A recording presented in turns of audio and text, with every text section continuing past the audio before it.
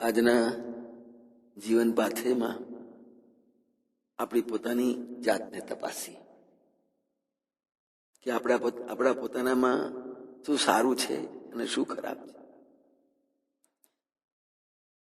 સામાન્ય રીતે કોઈ પણ વ્યક્તિ આપણી ટીકા કરે કે આપણું કામ બગાડે તો એના પ્રત્યે થોડી ઘૃણા ઉત્પન્ન થાય.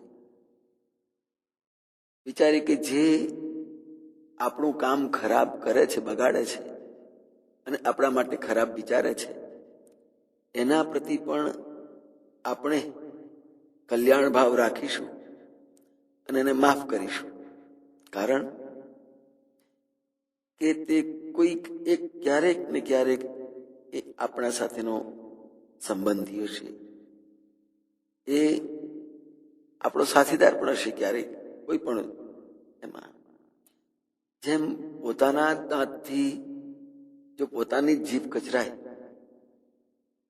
એ તો અપરાધ તો થયો, દર્દ પણ થયું, જીભ સૂજી પણ ગઈ, લોહી પણ નીકળ્યું, તો શું આપણે આપણા પોતાના દાંતને તોડી નાખીએ છીએ ખરા? જો નહીં જ હોય એ પ્રમાણે ન જ કરતા આવીએ તો પછી પોતાના જ કોઈ પરિવારના સગાની ભૂલ થાય તો એ ઘરમાં, એ કુટુંબની અંદર એકબીજા ઉપર આટલા બધા જબરજસ્ત આગ જેવો ક્રોધ કેમ આવે છે?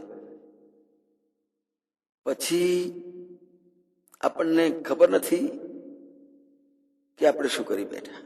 એક વસ્તુ યાદ રાખી, દરેક મહાપુરુષની પાછળ કોઈક ને કોઈક એક ને એક દુરાચારી માણસ, કોઈ દુષ્ટ માણસ પાછળ પડેલો જ હોય છે. એ ટીકાઓથી કે કોઈ પણ રીતે એને હેરાન કરતો જ હોય છે. તો એ ટીકાકારોથી ડરીએ નહીં આપણે પોતે. અને એક વસ્તુ ખાસ સમજી રાખો કે આખરે પથ્થર એ જ વૃક્ષ ઉપર ફેંકવામાં આવે છે કે જેના ઉપર મીઠા ફળ આવતા હોય. તો જીવન પણ એવા મહાપુરુષોની સામે જ આવા ટીકાનો પથ્થર ફેંકાતા હોય છે, પણ એ મહાપુરુષ વૃક્ષ જેવો છે, એ માત્ર એના પોતાના ફળ જ આપ્યા કરતો હોય છે. જય મહારાજ.